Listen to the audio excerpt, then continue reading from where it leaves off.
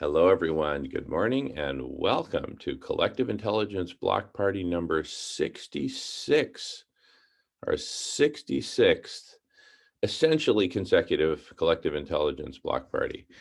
Having taken only 2 Fridays off, we're very consistent here. And we're at the beginning of the Food Healers segment, so we may shift gears from time to time to Food Healers topics as we welcome new people into the room.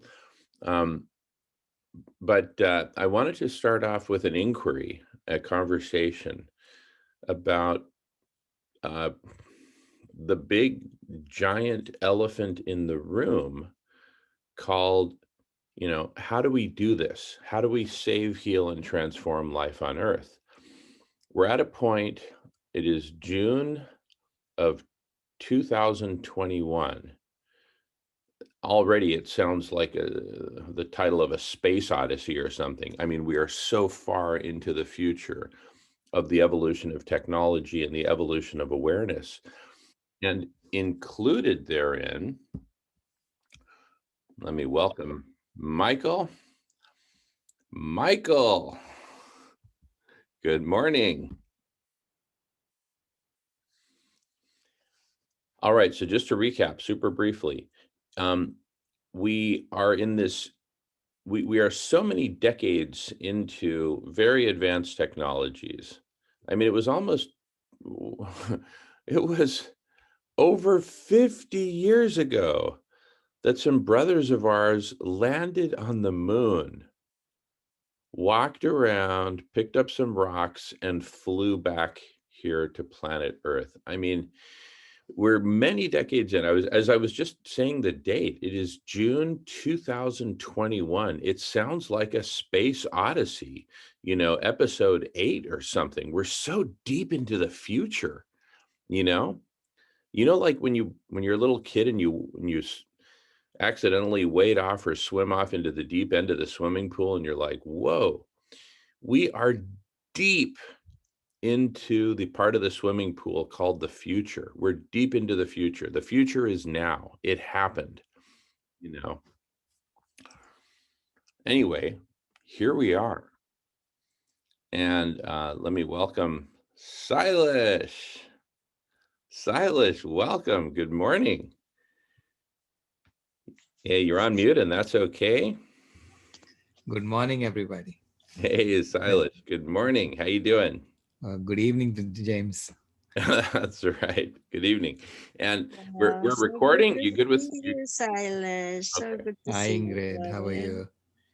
Well, we've been having a pretty cool conversation up until now, but Sailesh, with you here, now it's perfect. Okay. Yes. And we've been starting off on a big, juicy inquiry, which I'll tell you about in a moment. But first, let's check in with you and see what you got for us. And then we can get back into the big inquiry of basically how do we do this? How do we save, heal, and transform life on Earth? Hmm. So, Sailesh, how you doing and what's new and what's shaking? Well, lots of things have been happening. Update from last week. We have, I don't know if you've been following the PETA India Amul debate. So it's exploding in the mainstream news in India. So I'm going to be on Clubhouse tomorrow to talk about that. And activists are asking me to do a short video for them. Because basically, PETA India sent a letter to Amul. Amul is the largest dairy company in India, telling them that they should be getting into plant-based milks, right? Vegan milks. And Amul, rather than keeping quiet about it, just ignoring the letter, decided to retaliate. And that was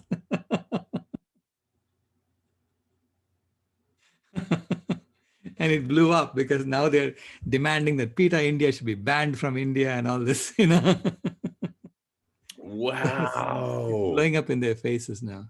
So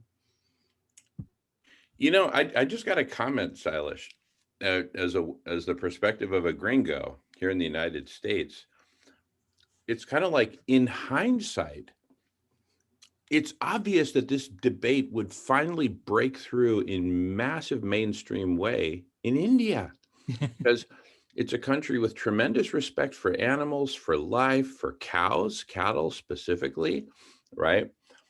And yet at the same time, as you pointed out, there's, ghee and milk products are so much a part of the Right. history. So it's kind of like it was kind of like these two freight trains. Eventually, there was going to be an issue as they got closer and closer. Well, welcome to someday. Anyway, back to you, Silas. It's fascinating. Yeah, so I'm going to be on Clubhouse tomorrow at 7 o'clock, 7 p.m.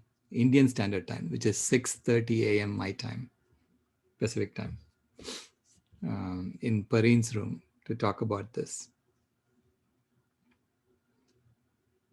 And so that's one thing that's happened.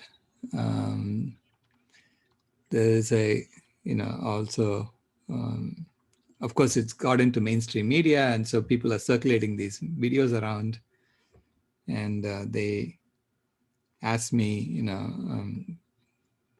to comment on it. I mean, so the Indian School of Business was sending it to everyone in the Indian School of Business. And someone said, it's all a choice. It's our choice to consume milk or not, and so on and so forth. And I said, I'm all for choices so long as it doesn't impact my granddaughter. But if a choice is going to hurt even a single hair on my granddaughter's head, I'm not going to rest until that choice is eliminated. Right. And I put down the reasons why this animal agriculture industry has got to go. And so far, there has been no reply to that, so which is good. Oh my goodness. No, Silas, you say it so powerfully.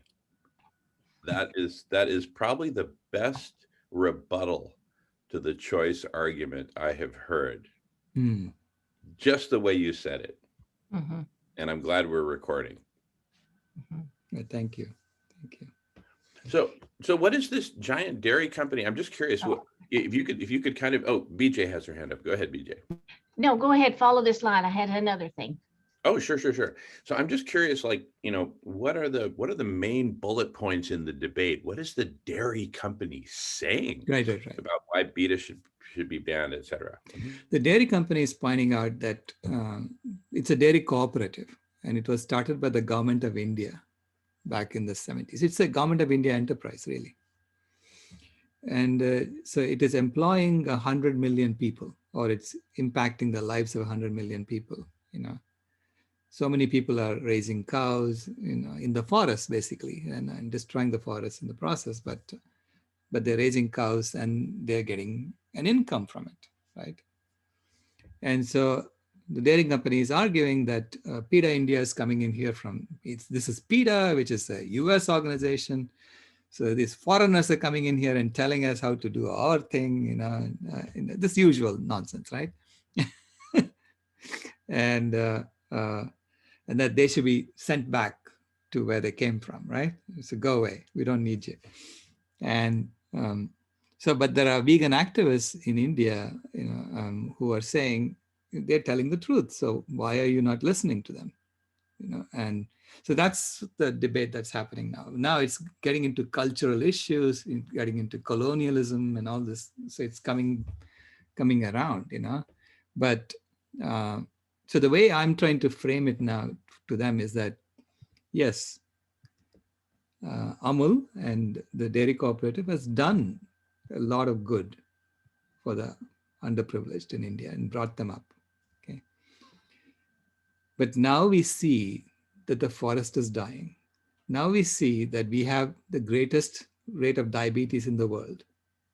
Okay. We are the diabetes capital of the world, India. Now we have a pandemic that's raging throughout the country.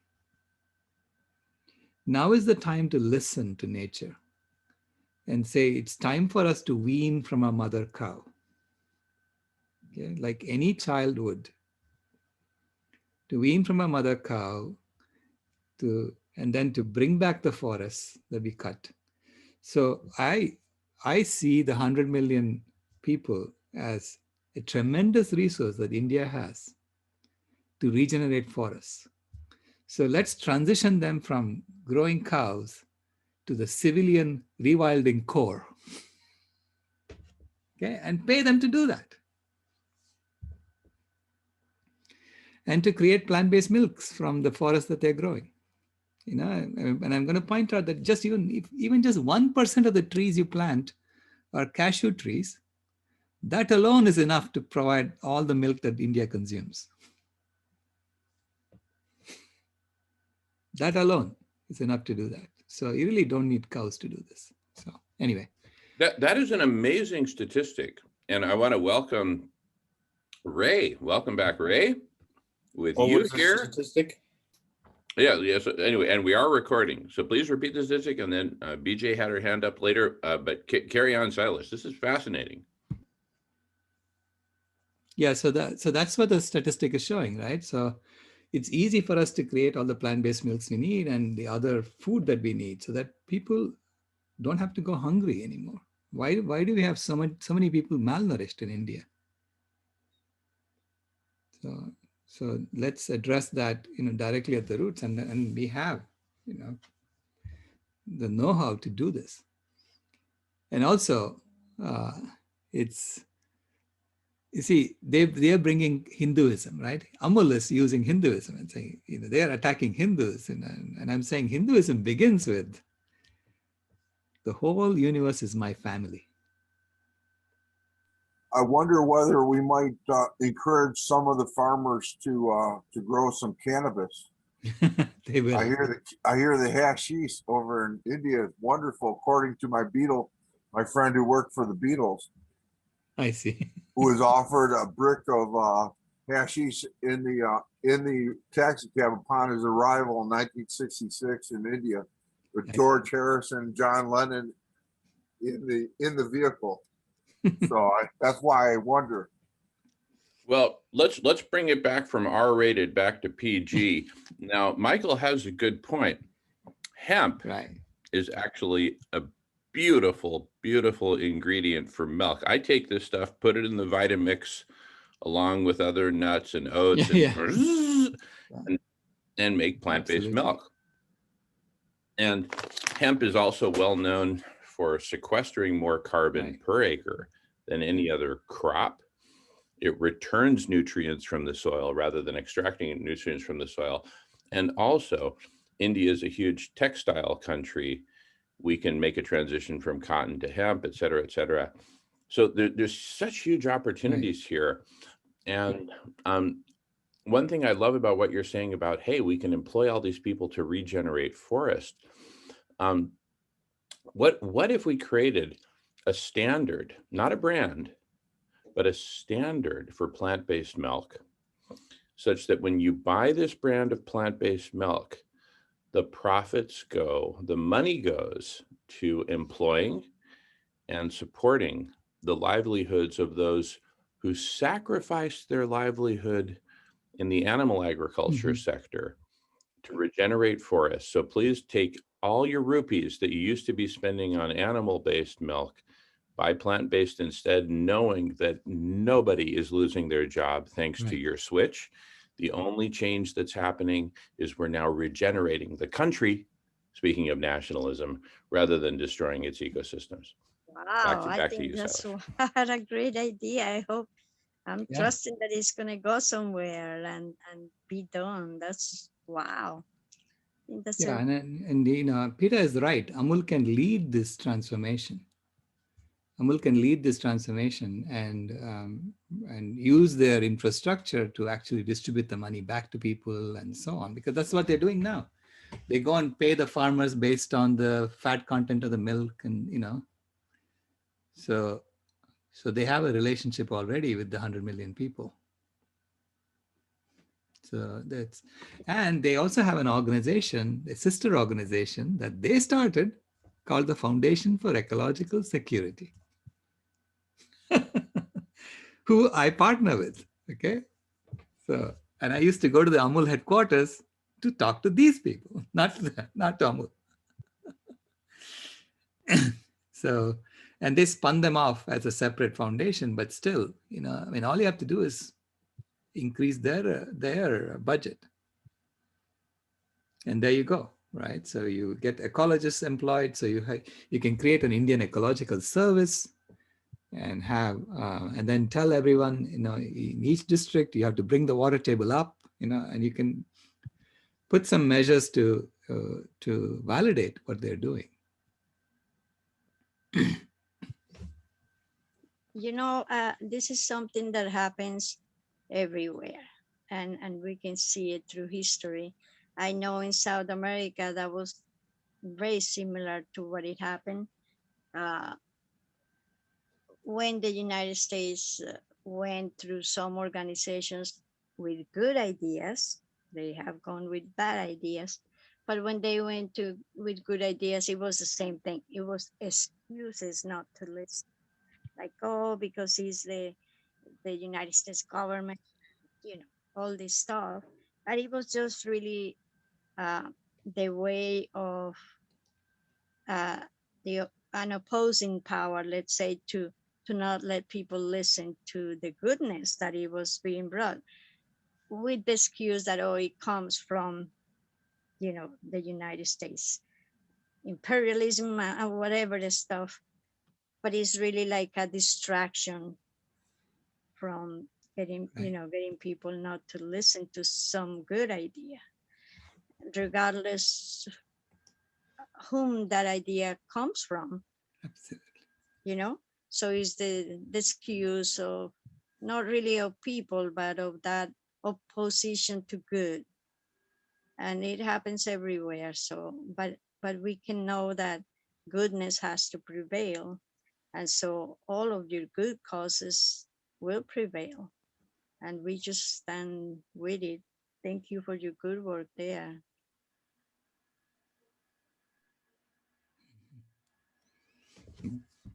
And welcome, Sarah, sister, with you here. Now it's perfect. And BJ's had her hand up. Go for it, BJ. Well, I think it's just wonderful what's happening in India, this conversation, and to hear that it's more mainstream. Amul must be a pretty big deal. And what I was thinking, I'm in my head now, but my friends didn't go see Seaspiracy because reviews came out before they had a chance to go see it. And when they read the reviews, they like, well, they said it was, you know, exaggerated. So, you know, I'm still trying to get them to think for themselves. Why don't you watch it and see if you agree with the reviews? But what I was thinking is that Sailesh, in your paper and your, not just your paper, but your philosophy, would be wonderful to be mainstream before the Cattlemen's Association starts putting out, oh, we reviewed this and it's wrong. Oh, we reviewed this. Then they're not even going to think about it because the blue said something, you know. Right. And so I think it's wonderful that this has happened. It may give us a path, another path, you know, maybe PETA can, maybe, you know, I'm not sure what, but something to get it going here too, big, before the naysayers get in there and start writing, oh, I read that article and you don't need to read it. It's from India, you know, or like you said, somebody said. Right.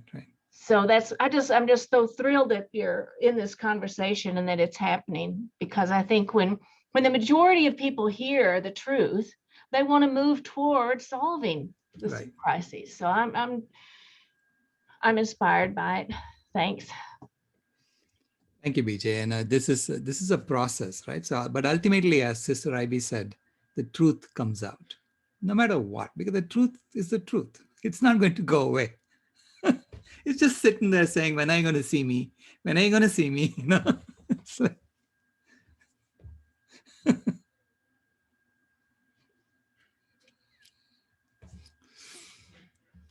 go ahead, Jamin. Thank you. Now, Sailesh, it occurs to me, let me just do a brief recap for Sarah and Kelly. Welcome back, Kelly, and Kitty.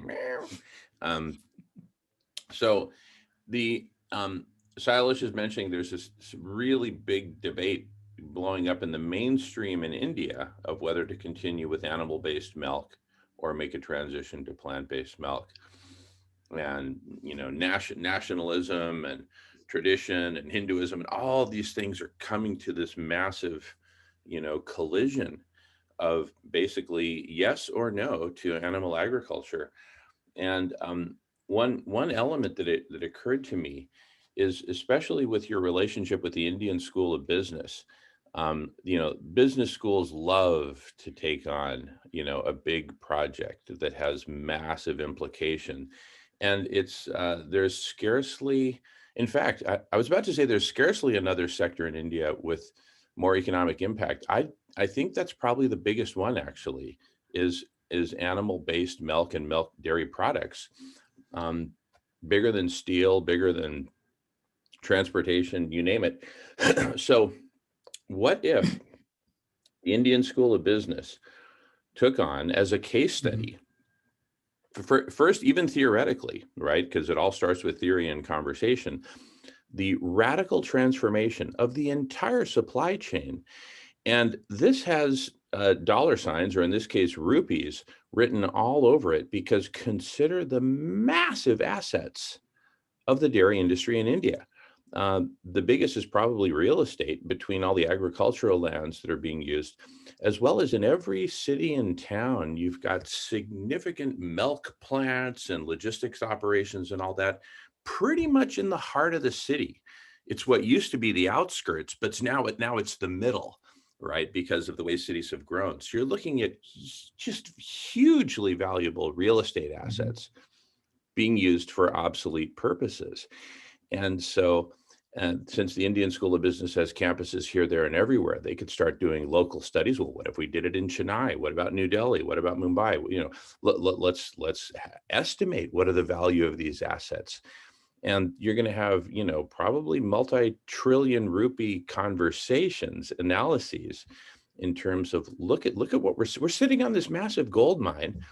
And we're using it to torture animals, torture ourselves with diabetes, denude our country. No. It's time for a radical transformation. It will be profitable.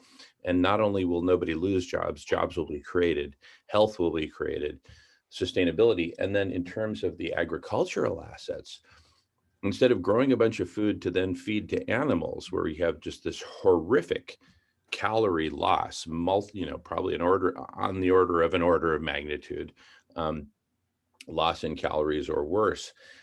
Hey, we could be growing crops that will feed people, because now with climate change caused precisely by animal agriculture, we're looking at crop failures and massive food insecurity.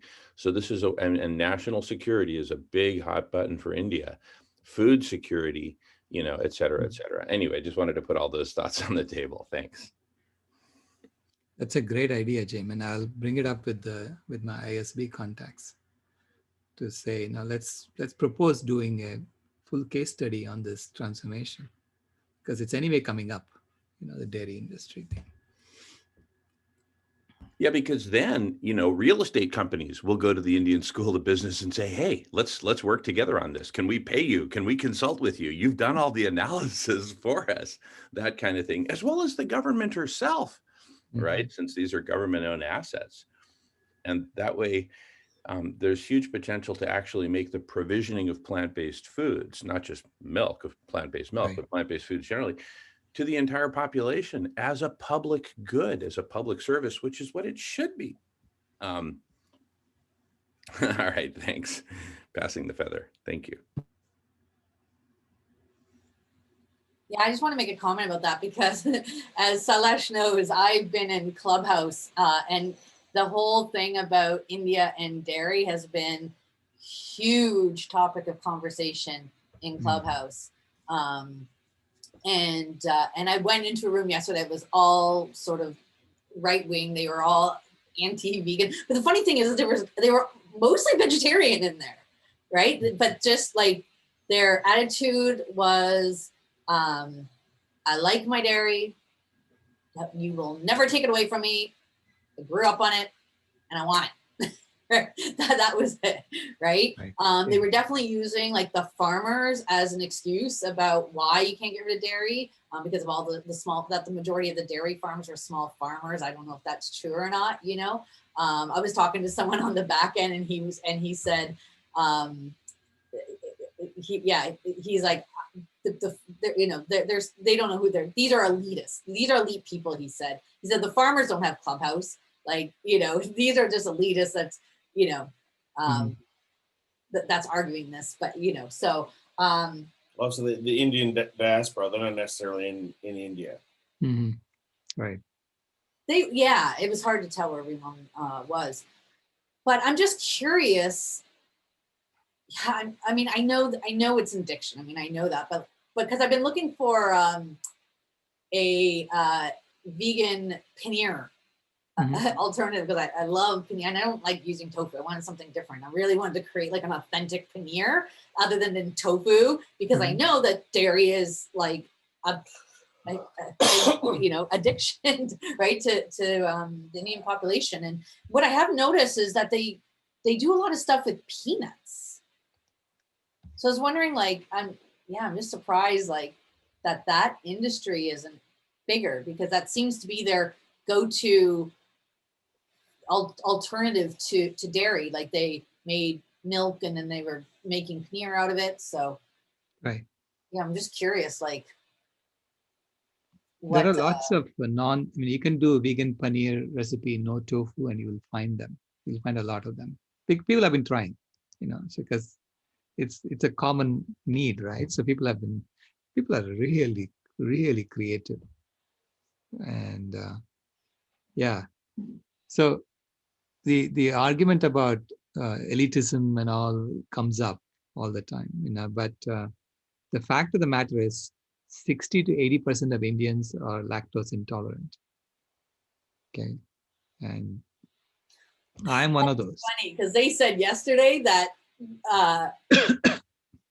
only 10, oh my gosh, what they said, they threw some ridiculous comment. I was like, I don't know where you pulled this number up, but they were like talking about how they're not lactose intolerant, and how a small percentage are. And I was just like, no, I know that is not the right number. Right. 60 to 80% are lactose intolerant. I am one of those, but I was forced to drink milk as a child because they said it's good for you. And they made me drink it. And I didn't even realize I was lactose intolerant until I was 48 years old, you know. And then I realized my dad was lactose intolerant too. And he passed away before I could tell him. Yeah. Because I had the same symptoms that my dad was having for the last 40 years of his life. So it's really crazy what's going on, you know. And one of them told Perrine that it was racist for her to suggest that Indians should stop drinking dairy. Who? One of the people on that Clubhouse group told Perrine that it was racist to tell Indians to stop dairy because it's culture, especially for PETA to do it, because even though PETA India is completely comprised of Indian people, it's an export from the United States, and they're after us. They couldn't get Americans to stop their beef, so they decided to switch to India because they only do one thing at a time, right? No, I mean, these are all things, I mean, see, we have everything in the same culture to counter these arguments. In the same culture, you don't have to go anywhere else. So start up with the Vasudhaiva Kutumbakam, which is that the whole world is my family. So it doesn't matter where they came from. They came from America, they're still my family, you know? And animals are my family. They're all my family. So the truth comes from any direction. We've always heard that too. And you have to be open to hearing the truth no matter where it comes from. So those things all have to go out the window right away. And when culture doesn't support the survival of your people, there's something wrong with it. And I think there's probably a lot of examples that we may not even be aware of, you know, subtle things like pigs being considered unclean in the Middle East because there was a lot of disease at that particular time when they made that law. unclean. Everybody gets sick when they eat it. Let's involve it in our culture that we don't eat it. Yeah. So that's a way that you survive rather than ritual sake, you know? Oh, I was listening to like some of the people and they were talking about like these products. This one woman was talking about this product that she used for her face, and I don't know, it must have contained some milk ingredient, but it was working for her face. So she couldn't give up milk because she needed this product. And I was like, you're probably breaking out because of your dairy and you're putting a dairy product on your face. Yeah. Yeah. I wanted to say that it makes sense that people are aware and sensitive to the colonization and need to be alert to people coming in and telling them what to do. Just as I heard, I think it was from Vincent Schilling, who said, you know, you tell our people that to move, to not wear those clothes, to not speak that language, and now you're telling us to do this. So you have to kind of give them a break. And right. And it happens in Africa too. I met an African who said, you told us to not eat wild animals, to raise animals, and now you're coming and saying, now don't eat those animals. So it's kind of, it's a touchy subject, but I can see where people are coming from. And that's why I think it's real important that the people in the areas need to do the talking. But here I am talking. But anyway, I became aware of that. So I'm a little more careful myself, I should say. That's exactly what they were saying yesterday. That was exactly their message. How dare America tell us what to do? Well, yeah, this is not America. It's PETA India. It's full of Indians. You know? I know that's what I know. They were like, that was the thing, is like, what is PETA's real agenda? I'm like, because they're thinking PETA's in America, like it's just a bunch of like white people in India. Like, yeah, PETA India is run by Indian people. Exactly. Right. Full of Indians. And, you know, Indians also want to treat animals ethically. Okay. So excuse me. People for the ethical treatment of animals. And should Americans give up beef? Yes. I don't know, PETA. What do you think? Did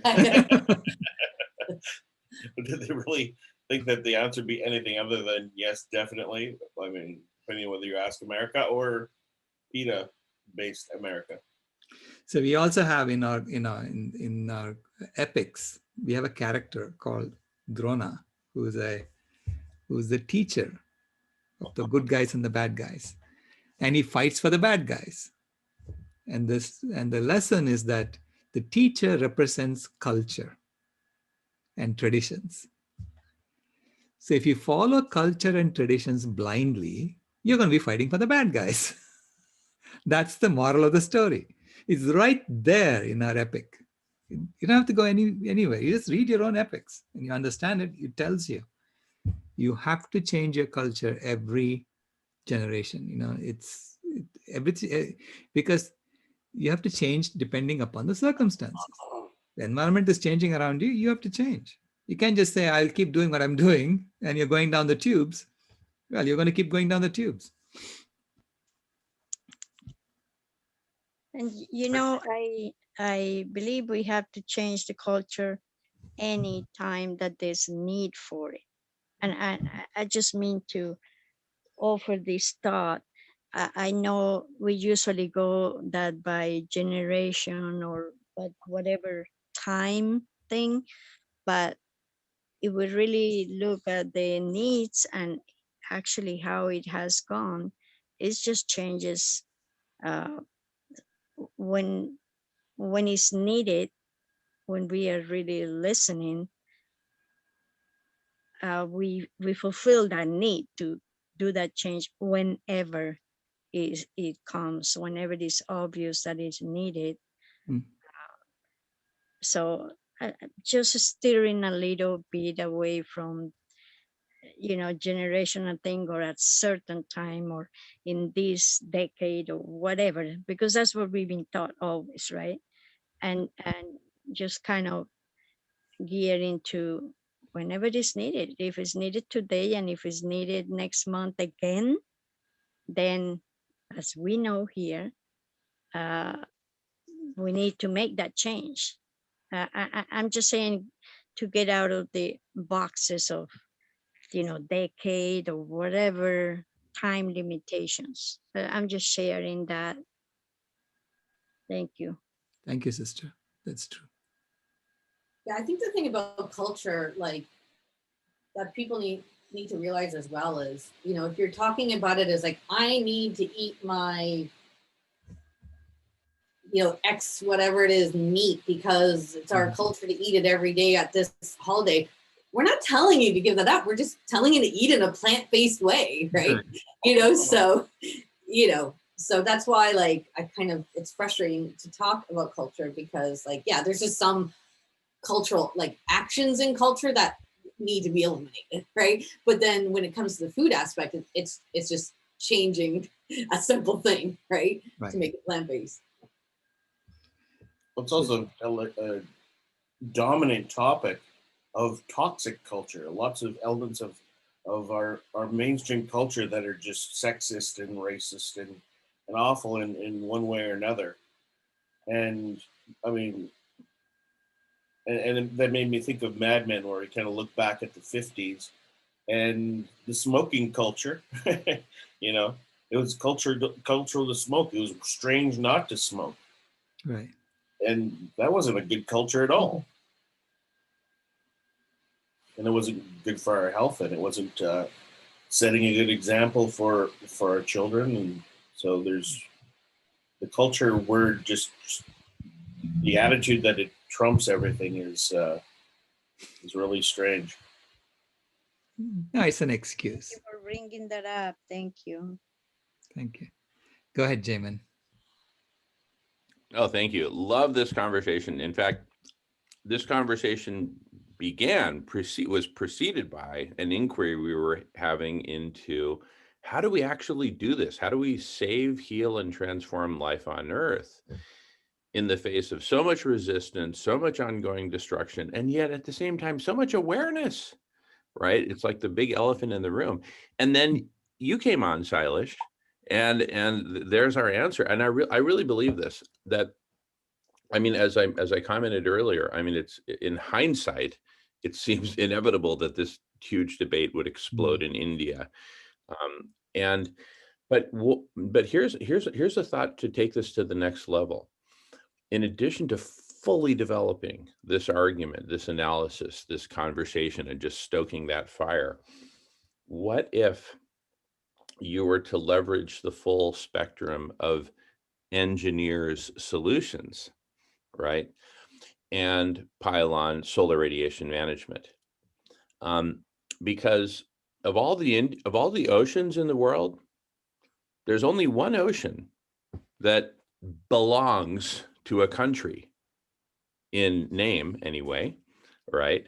And that's the Indian Ocean, right? So what if India were to start to pioneer ocean-based SRM and do really sophisticated analysis in terms of the impact on the monsoon season, and basically said, look, climate change is here. It's time for India to take the lead, not just in cleaning up our own, animal agriculture, eliminating it, et cetera, substituting for plant-based, saving our own forests, but we need to take the lead on the world scale because no one else is, right? And we're taking the lead with renewable energies. It's time to take the battle to the oceans, because then it's not a matter of you flip the argument from, we're reacting to more foreign influence coming in. No, we're taking the lead and saying, hello world, wake up. There's a new sheriff in town and she's Indian, and we're all about cooling the planet and saving the planet. So listen up, everybody, kind of thing. I mean, turn it into like a India boom, really taking the lead. I see Sarah has her hand up, going on mute. Thank you. Good morning. That's such a great way to segue into possibly talking with Dolly, because Dolly, as most of you know, Dr. Rao helped her with her documentary, I believe, if I'm not mistaken. She made the movie The Land of Ahimsa. And I think it would be great if we could get her involved because she is such a huge catalyst in that community. And she actually can cure people with her food. So it's almost like you could even say the cure for COVID is this, but you don't really want to say that in a legal statement, obviously. But I think she would be great to work with because she has such a great husband that works with her. And she has such a good, she's like kind of like feet on the ground. Mm-hmm. And it seems like that's what we need there to talk to the people, because most people, if you talk to them about their culture, they get offended because they don't even know what their culture is, but they say that's what their culture is because that's what they've been told. So if you really show them what their culture is about in a very nice way, it should be somebody like her or somebody like, you know, like people that are connected with Dr. Rao that know how to talk to people in that region, because you can't talk to people about their culture, I don't think, unless you really can know about their culture, because I got into it, as you know, about that thing with the person at the deli, the New Deli, which is an all vegan grocery store that Jane always goes to, but they have people that work there that are, of course, not plant-based, but that's fine. But the girl said, you know, it's my culture. And we kind of got into it. And then that's when I met Chief Phil and kind of figured out why she reacted that way. So I kind of think we should figure out the psychological part of it first, because I feel like that's really the key, is getting into their psychology and figuring out why do they even believe this? Do they even know what their culture is? I don't even think most people know what their culture is. I think they just say that, well, it's my culture, because that's what their parents told them to say. So what do you think about that? No, it's a great idea, Sarah. I mean, we need to bring more Indian voices, you know, and speaking from their perspective, where everyone is. Speaking of which, I'm glad you brought up psychology of it and all that, because the World Unity Week has given us a time and a date for the vegan event. So this vegan event is in the main room on June 21st, which is World Yoga Day. And they've given us 1.5 hours from 1 p.m. to 2:30 p.m. Eastern time. And Melanie Joy has confirmed. So she's a psychologist. And I'm thinking that I'm going to reach out to Vandana Shiva and see if she wants to join, because Hila Gandhi is occupied during that time, so she can't come. So she's busy. So I'm going to reach out to Vandana Shiva and see if she can come. I haven't heard back from and Dr. Angela Davis yet. And then I have to tell them about, tell Jane Goodall about the date and the time and see if she's available. Yeah, World Yoga Day, June 21st. And they said, can you connect it with yoga? And I said, of course we can, because, you know, veganism was about saying that we would not deliberately hurt innocent animals unnecessarily, which means most of us are vegan already, but yet we don't do it. And what is that? That's a disconnection.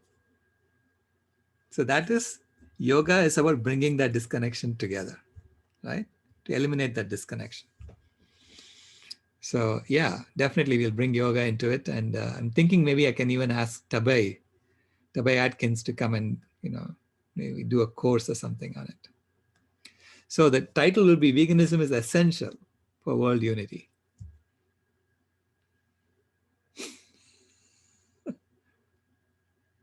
No question about it. There is no question. It's not, is veganism essential? No. It is essential for world unity.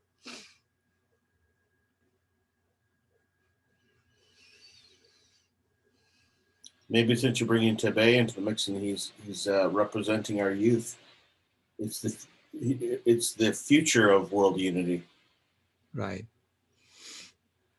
I can ask my niece also if she wants to do a yoga class with Tabe, because she's also a yoga teacher, my niece. And she can bring in the Indian perspective if people want to see that, you know. But Tabe is very much a yoga. He's a yoga guru.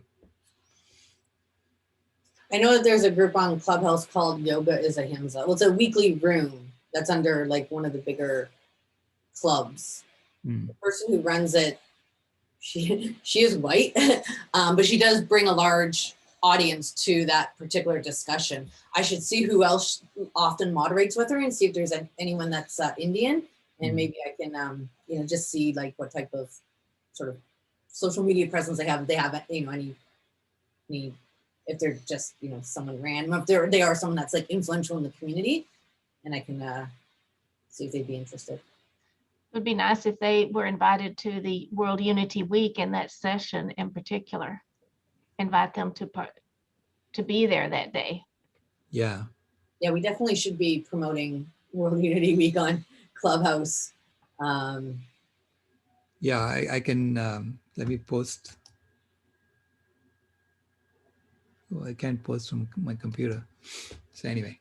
Well, now, is that something they're leaving to us to design and come up with a meme and all that? Or are they doing that? Or is that something we need to do for our? We can promote it. We have to promote it too. But they've given us a time slot. That's good. Okay. Yeah. 1 p.m. to 2:30 p.m. There's also a room. Okay, well, thank you, everybody. I need to go, but it was good to see you. I hope to see you on Clubhouse. When is the next one? Tomorrow morning? Yeah, tomorrow morning at 6:30 a.m. Pacific time. 6:30. Oh, that's good for me. It's 8:30 a.m. for you. Yeah. Yeah, I have another event from 5:30 to 6:30 a.m. tomorrow morning. It's a launch of a sustainable guide. Yay. Yeah. You are doing so much. I don't know how you do it, but big hugs and support to you. Thank you. Please link that on catalyst.network and the Chrysalis calendar, or ask your staffers. Thank you.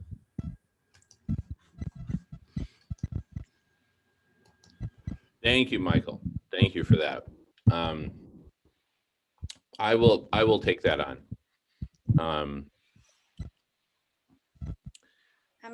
So, what is this club?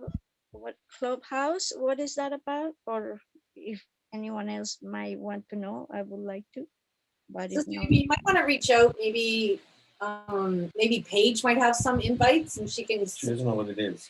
Oh, so it's an audio platform. So basically, it's an app where it's by invitation only, except if you have an Android in I don't know what countries. But there's all these like houses. So you can have like there's one that like plant-based food and wellness, or vegan house, or you can create a house, and then within that, and then people follow or join your club.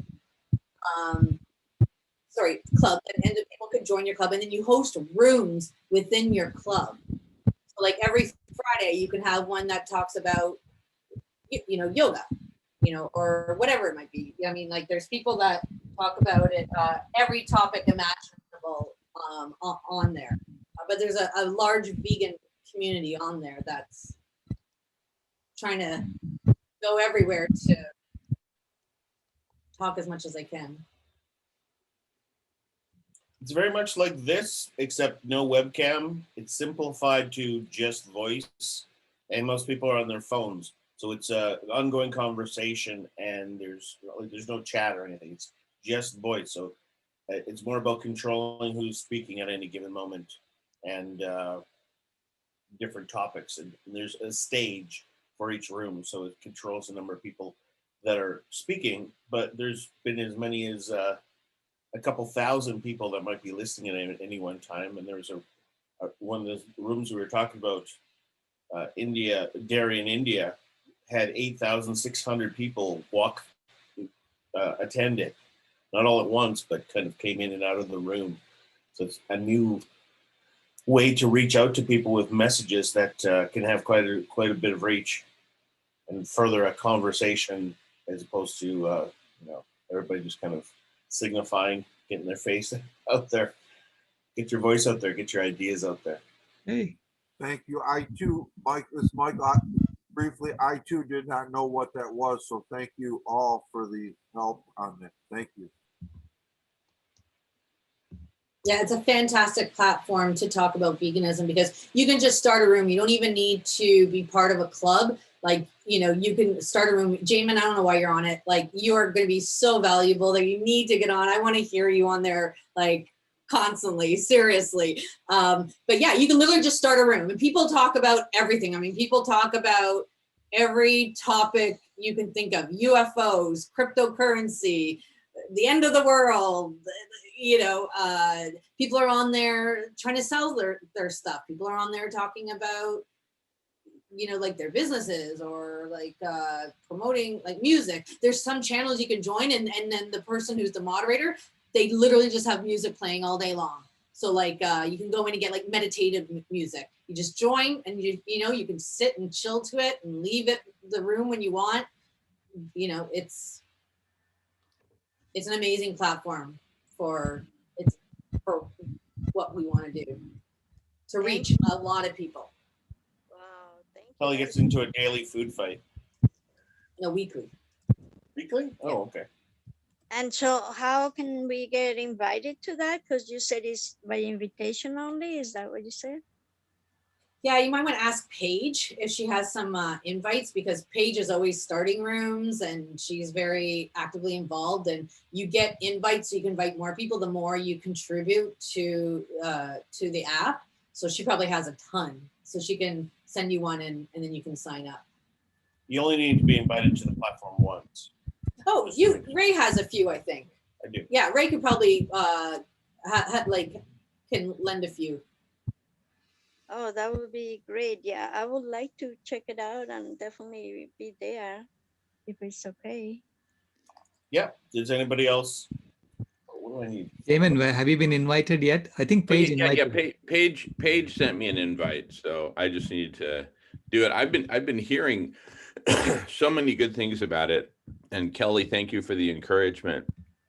I think it's time I need to just jump in there and get on there. It sounds like that's where the conversation is happening in a more fluid way than the Zoomosphere. And so I'm in the process of a big move right now. So, but as the dust is settling, I am going to get on Clubhouse and make it happen. Oh yeah, Jamin, like you are going to love, you will get addicted to it. I know people are going to love what you have to talk about. Like, yeah. It's exactly what you need to further expand this and reach more people.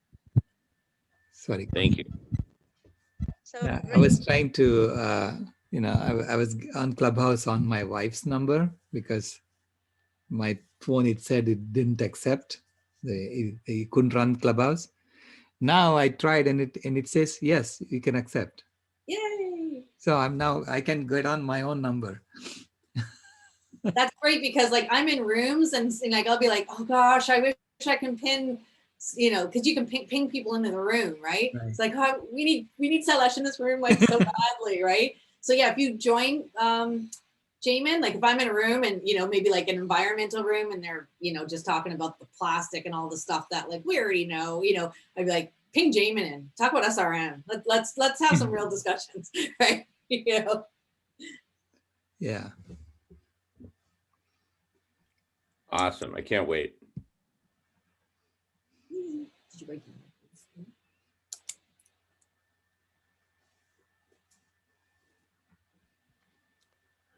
This is Michael Ray. I appreciate checking the chat box. I requested admission to that club, please. Thank you. You just need an email with the phone number. Oh, it might be your phone number, Michael. I think you get the you have to send you have to enter it when you do an invite, and then it sends you a message, a text message saying Ray is inviting you to Clubhouse. Click here to accept. So it's all based on your phone, like you can't. If someone sends me an email, I will reply with my phone number that way. If that's all right. Perfect. That'd be a big help. Thank you. Perfect. Yeah, because it is all like on your phone. Like that's the only way Don't I you need can his use phone it. number to invite him? He's going to email you his phone number when you. Oh, Yeah, the chat box carries my email, Addie. Thank Got you. it. Yeah, great.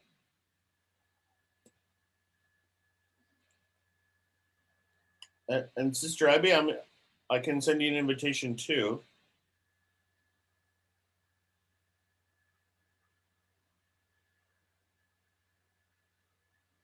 Thank you. Yes, please. Yes, please. Thank you. I just send you my phone number in the Sister chat. Ivy, I'm going to go on Ray's phone now. I'm going to go into his Clubhouse and I'll send you an invite. Thank you. Oh, wait. Yeah, I just send you my phone number in the chat. Thanks.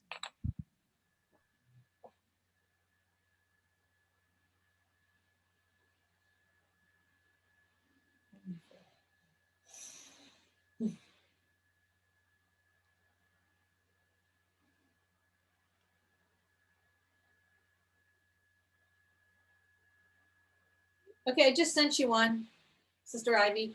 So check your text message.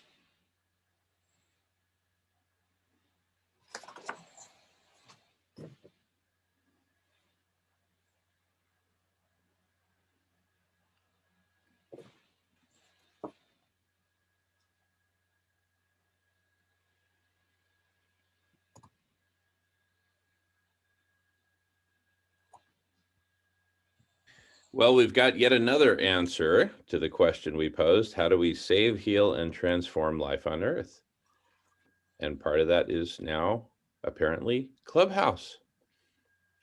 Because I've been talking about the urgent need for a vast network of conversations that's hyper-connected and all that.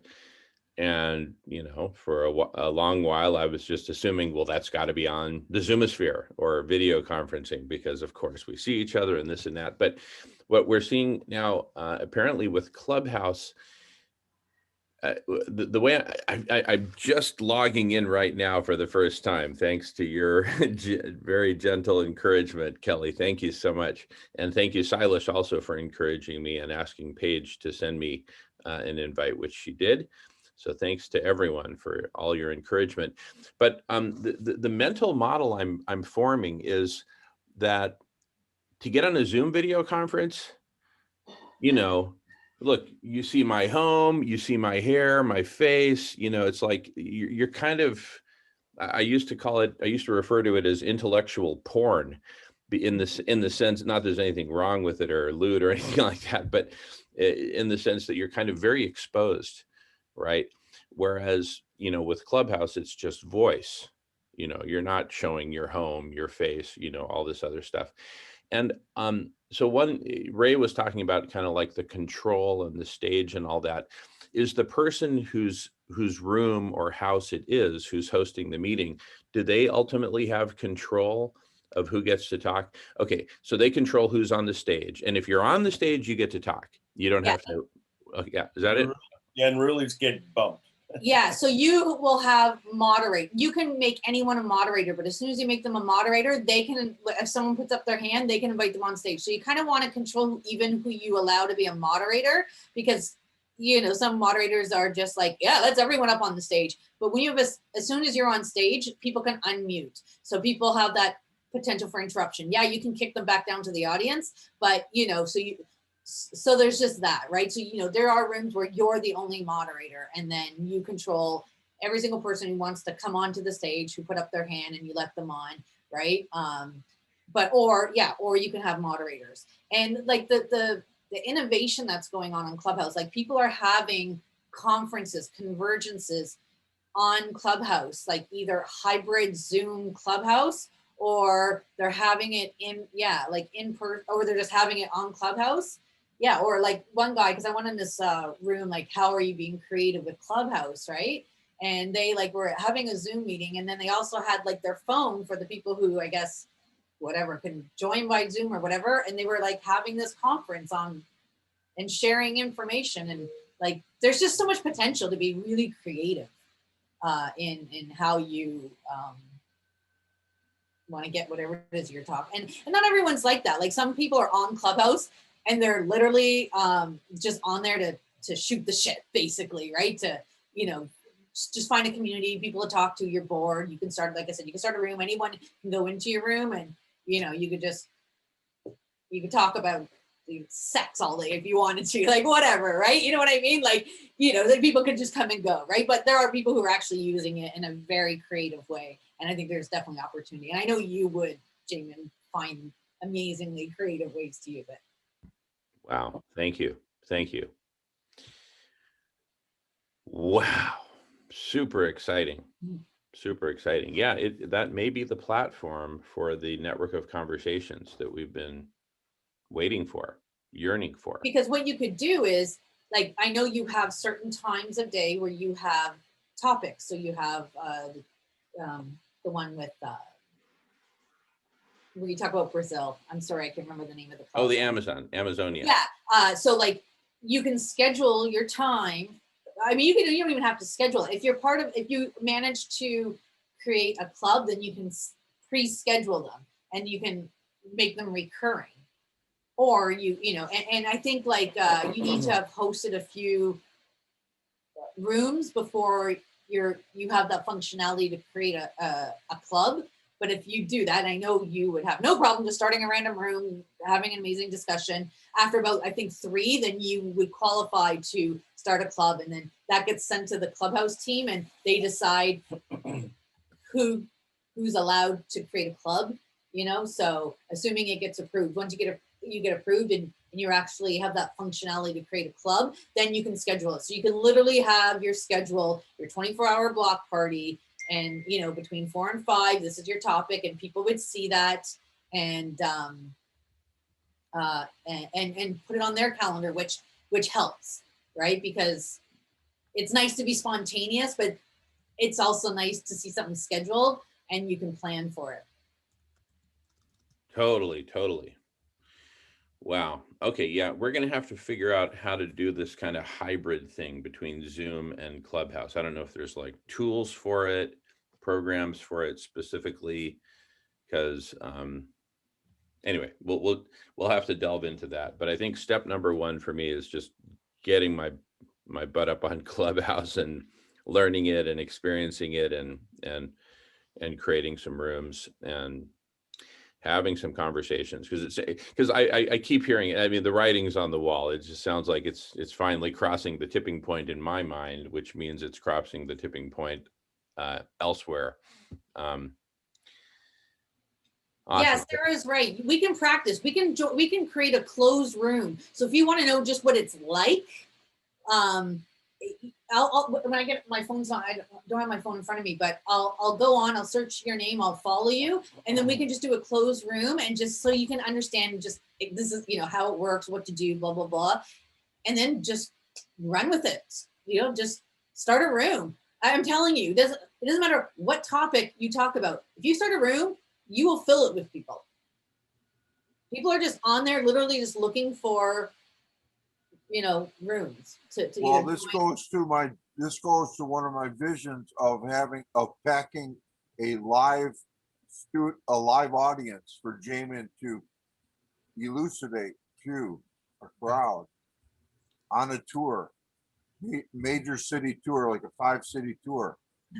We could pack the house, literally. Hey, look at all these folks that are making a living doing that. Nothing wrong with that. Supplementing your income to share this wonderful information.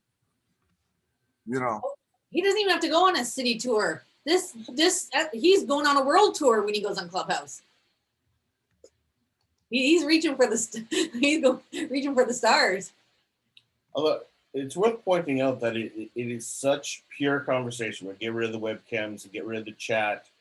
And you're talking about connectivity with other things. I don't think there is. I think it's just so primal, sitting around a campfire kind of thing, or you could go to that campfire. So I think what you do is you just have a brand. If it's the conversation, you have a group called The Conversation in Clubhouse. And if you want to get into more fine details where more interactive, then you just advertise your time of the week when you're on Zoom. There's so much other advantages to communication with Zoom. We just saw Sarah didn't have the microphone. She wrote, "We can practice on Clubhouse in the chat," and Kelly reacted to it. So otherwise, on Clubhouse, you'd have to wait for her turn to talk. Speaking is the only way to communicate. So it kind of focuses really well in that sense. But if you want to get a little more free flowing and organic, it's not at all. And you find, I mean, we had in our manifestation class, we had one when we had to learn how to listen, and you learn how to listen with Clubhouse because it is one person at a time, except for that one India. Well, I think that's where Jamin would. Those are free for all. I think that's where Jamin, like, it would work so beautifully for Jamin because he could just go on there and have a weekly room where he's just discussing SRM, and it is just a conversation. And you can have this, Zoom, you continue it on Zoom. You can advertise it on your, so people know to come here, right? And then this is where you have, maybe, if you need to share videos or whatever it is that you can't do on Clubhouse, or you find that creative way of being able to do both, which I don't know how that is, but there are rooms that will teach you how to use Clubhouse in a creative way. Mm-hmm. Love it, love it, love it. Wow. It sounds like it's really correcting for a lot of the deficiencies of Zoom. One of which is just all the distraction, all the visual distraction. People are kind of like looking at each other and each other's backgrounds, and then there's stuff going on in the chat, so we're getting it kind of all randomized, whereas pure conversation, like look at Ray, perfect example, right? I even forget what I was about to say because now I'm thinking about, vegan sausage. Anyway, so, but yeah, exactly. Anyway, so I'm in, and thank you all. I'm really excited. And then we can then also link it to the Chrysalis calendar and find other cool rooms and clubhouses that are basically hip to our central theme, which is saving, healing, and transforming life on Earth through the application of collective intelligence. Right? A network of conversations, and just find those who are game to be part of the network, right? And game to be up on the Chrysalis calendar. I will, and then if I may, this is Michael, if I may alter my idea, well, you would be a speaker at like Bonnaroo. Hey, I need 5 minutes to deliver my message. This is Jamin Shively at Bonnaroo. You do festivals like that. You're not doing your own speaking tour per se. But you have a crowd, hey, I think you'd be a wonderful speaker. Wow. And you could do your bio, and I could help market you to some of these festivals, perhaps. You can be my virtual booking agent for Clubhouse festivals, Michael. No, seriously, you'd be good at that. Yeah, go ahead, Kelly. I was going to say, and I wanted to connect with you on the Chrysalis because, we were trying to figure out a way to be able to easily see all the vegan discussions that are going on.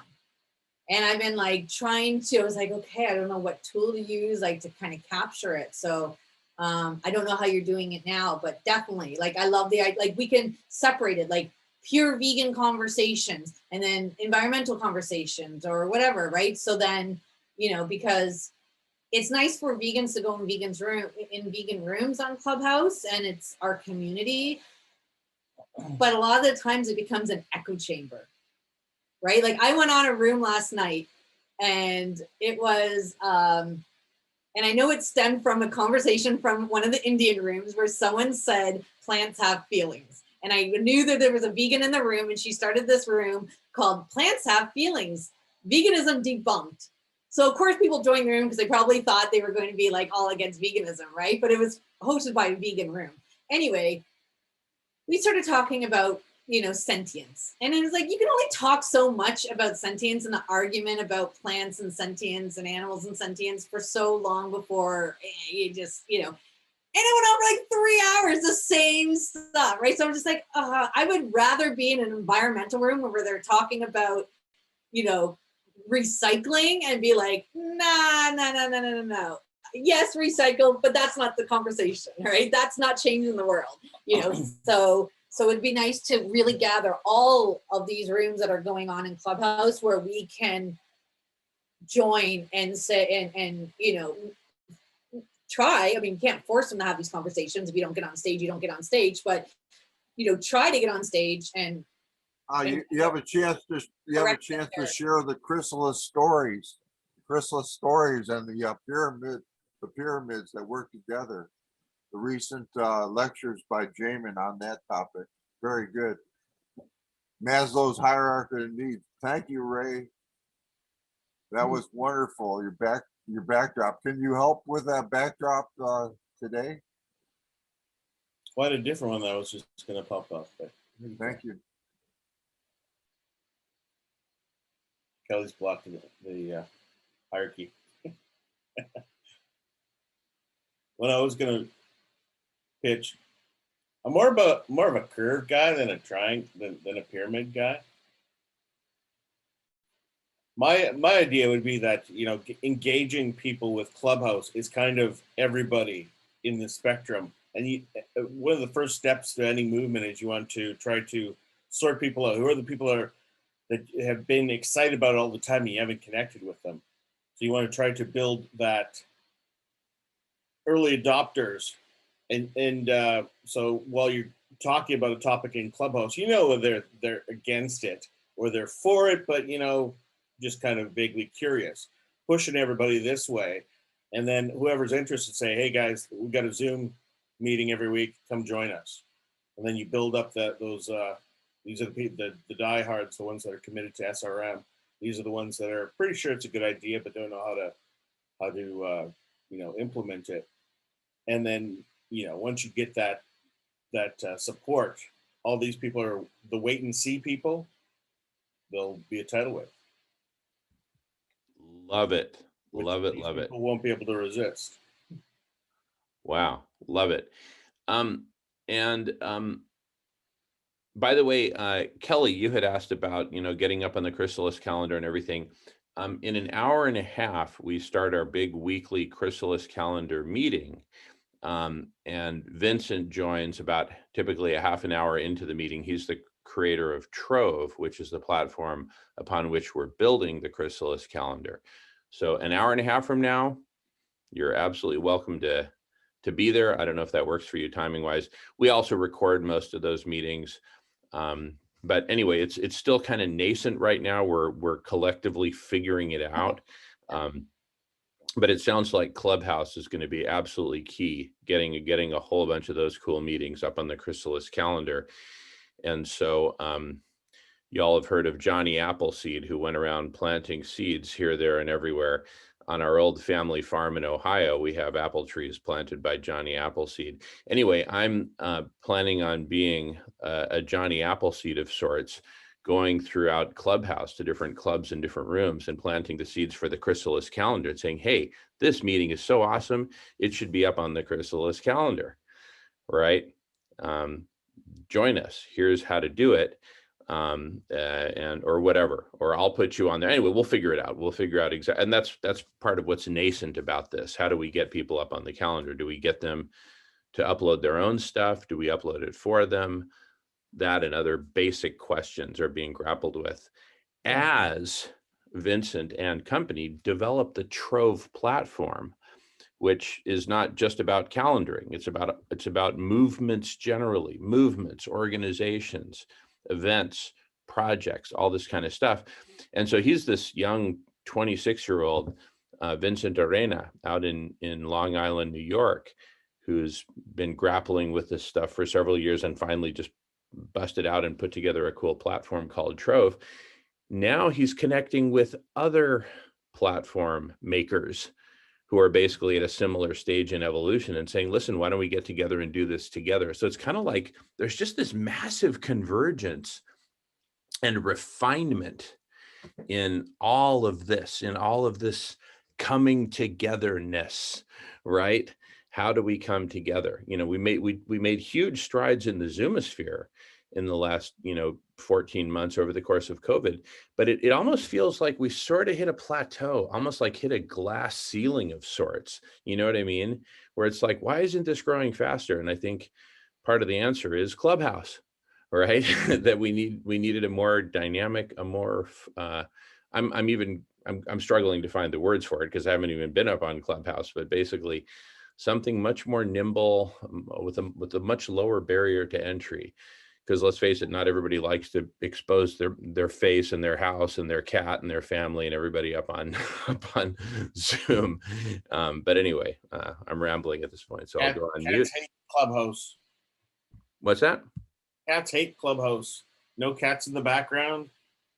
Yeah, I know. I heard about that. Yeah, I heard the cats are organizing a whole protest about that. May I advertise Bonnaroo September 2nd through the 5th of this year in Manchester, Tennessee. I will offer to pay half your flight there for you to speak, Jamin. How's that? Wow. Thank you. I'm still a little bit afraid of airplanes, but with COVID, but I really appreciate the offer. So we'll and you're hired as my event coordinator for my agent, because I know you've done a lot of that work in the music industry. You know, Good lineup. Thank you very much. I posted a link to the webpage on the chat, in the chat room. Bonnaroo. thank you, Brother Michael. I wanted to share that I think both platforms are needed because they offer obviously different things. Like I love to be able to meet people and see them, and it's so beautiful to see a little bit of their home, and it's just a totally different thing. I really love also the ones that are only voice because I think it has less of the visuals that can be distracting for messages in a way, and it's just the voice and the message. So I think there's just a great thing on both, and always with the and, right? We can do this and do that. This is one of the kind of boxes that I've seen that we tend to go into, is like this or that, but it can be this and that. And I have found that that's always such a great answer for so many things and even conflicts. It's like, hey, let's do this and that. And I know we're open here for that. I'm just sharing that I think it's wonderful to have two very different platforms. Yeah, like if you wanted to share content that maybe was a little more private, and you were creating sort of a smaller group to discuss something like that maybe stemmed from a conversation on Clubhouse. Obviously Zoom's great for that then, right? Because Clubhouse is, you can have closed rooms on Clubhouse, but then nobody can find you. It's just whoever you ping into the rooms. So there's potential to do it that way too, but Clubhouse is where you can get people to just know about Block Party, know about you, and then Yeah, wonderful. I think with you can have. You'll see when you go on and start playing. Yes, thank you. We will experience it for sure. Is there advertising, or I wonder, is there ever, or a membership? There's no membership fee. Nope. No, nope. Probably donations, probably right. It's literally like turning on your radio and turning the dial to different channels, right? You're like, oh, what's this song? Oh, I don't like this. And you turn it. Oh, this is great. It's, yeah. Oh, good. Thank you so much. Wow. I'm there. Well, Sister Ivy, did you want to say something? No, I did. Thank you. Okay, very good. The bigger picture that's emerging here is a combination of platforms and technologies, right? Which I just admittedly haven't been very good at being diverse this way. I'm learning how to do it. I tend to kind of stay in my lane sort of thing, in this case, the Zoomosphere. But really my main media have been Zoomosphere plus email. Some website, but I haven't really gotten into updating my own websites. I more depend on others for that. and I haven't been on Twitter, and that's an important one. So what I'm seeing here is kind of like, you know, how we've got the 4 food groups, you know, meat, dairy. I'm joking. Anyway, you know, but cannabis. Thank you, Ray. So we've got the yep, busted. Oh, Ray, what a grow room. You Canadians have a reputation. But anyway, go down. that's right. But anyway, you know, just like we got the 4 food groups, we need to find the right combination of platforms. So here's what's emerging in my mind. And this gets back to our big question from earlier, an hour and a half ago. How do we do this? So a combination of Zoom, Clubhouse, Twitter, right? Wiki, think massive wiki.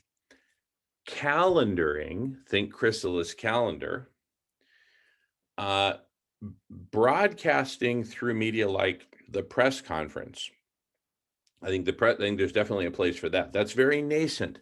So some of these things are nascent, others are more established. Live but there's a huge live appearances and live appearances, because you could copy whatever you're doing on Zoom can be podcast at a later time.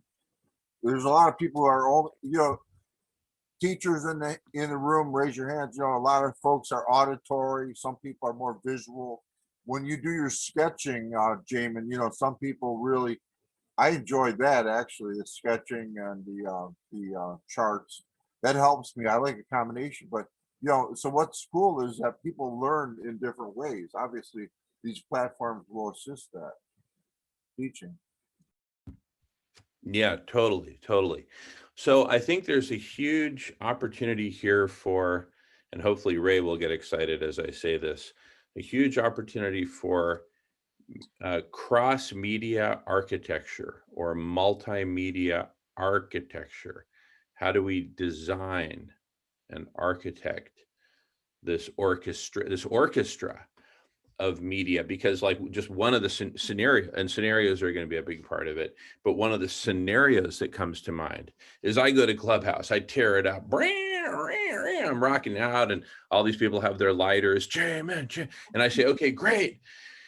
After the show, we're all going to meet backstage, and Michael's going to bring his bong, you know, and then, you know, we all just meet it in Zoom or something like that. So that's a scenario. So that's it. Thank you, Ray. That's it. That was one of my concerts. That was like Toronto in like 2014. I actually jumped into the crowd at that point, lost my shirt. But anyway, but it was pretty cool otherwise. So, you know, we have to develop these scenarios as part of the art of the cross-media architecture that we're figuring out. Good stuff.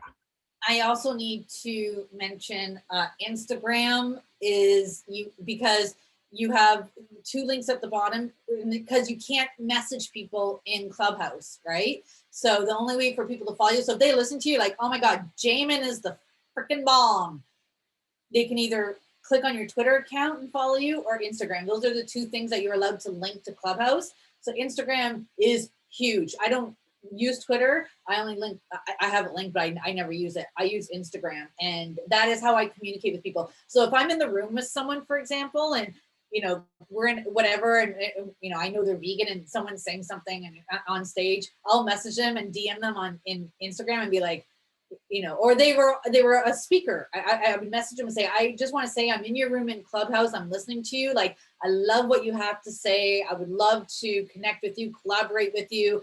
So the conversation is happening on Instagram.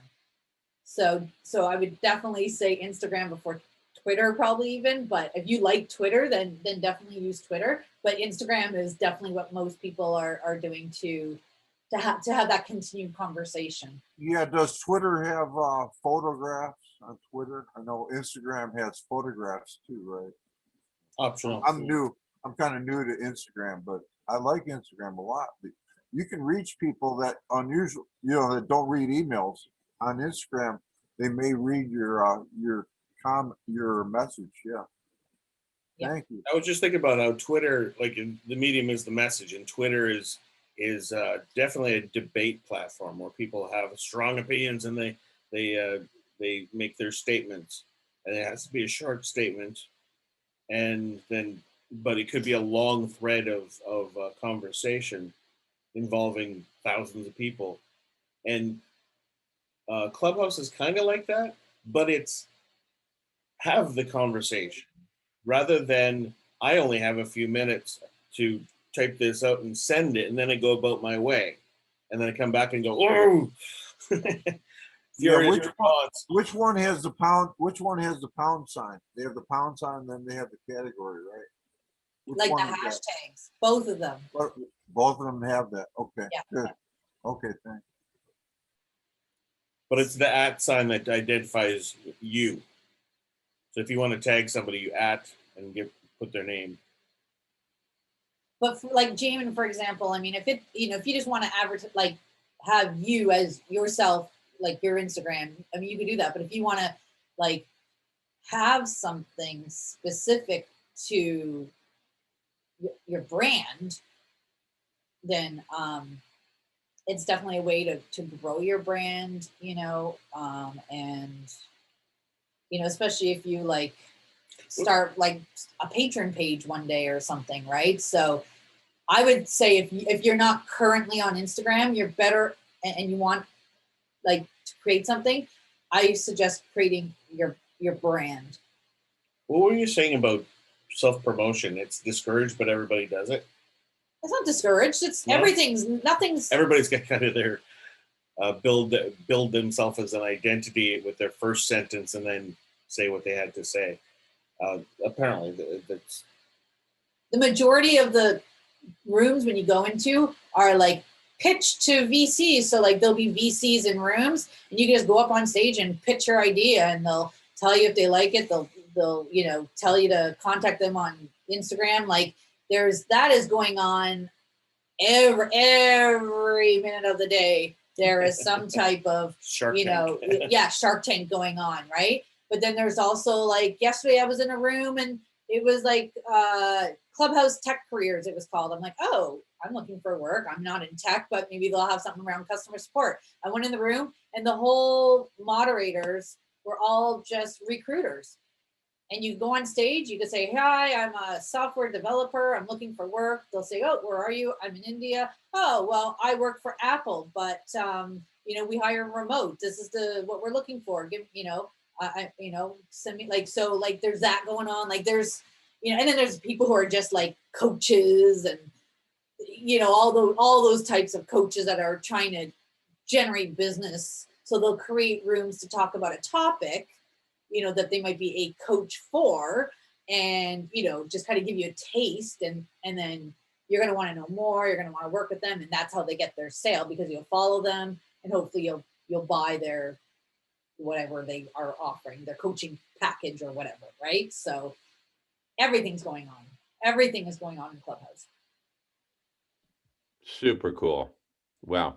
And Kelly, you were mentioning create a brand on Instagram. Are you suggesting, like, for example, radish.org or The Conversation as opposed to Jamin Shively? Or are you talking about Jamin Shively, the brand? Well, I guess it depends on where you want to see it go, right? Like if you're going to have, you know, maybe eventually nonprofit or whatever, like where there's more people, you might want to create a brand, because then like, you know, then someone can like help you as an admin handling your social media, right? Like I'm the vegan abler. It's just me. I don't post anything personal on it. I might post my meals, but like, you know, otherwise I'm just, you know, kind of, you know, posting when I'm selling stuff, or, you know, just, yeah. So I'm kind of torn too, because now, not that I do anything, I don't like posting personal stuff about myself on social media anyway. I'm not that kind of person to be like, I'm putting my, like you know, my father passed away a year ago. Like my dad passed away, right? You know, I'm like, I don't, that's personal to me. Like I don't feel the need to share that, right? But some people do, right? You know, like some people that's their way of feeling connected to people, right? So yeah, like my thing started off as me, but I quickly kind of just determined it was going to be my food brand. And So I don't put anything personal on there. Gotcha. And I suppose you could have different identities. Oh yeah, definitely. Yeah, if you just want a Jamin one, and you can obviously, if you wanted to link just to your personal one, you can just change your Instagram thing on Clubhouse. Wow. Good stuff. A lot of good stuff here. Love it. So Jamin, you said it's it will be 10 your time. Exactly. At 10 o'clock my time, we start in earnest the conversation on the Chrysalis calendar. Okay. We typically have Simon from the UK, the Money Free Party, Vincent. Vincent typically joins us around 10:30 Pacific time. But yeah, please join us. Okay. And please. I wonder if we could take a bio break. Yeah, I was just going to suggest that. Let's take a break till the top of the hour. Everybody here is co-host. Yeah, let's take a break to the top of the hour. Nominally, we have the Amazon, though the Amazonians have been a little bit scarce the last few weeks. So we might get an early start on the Chrysalis calendar or just expand this conversation. But in any case, let's pause recording and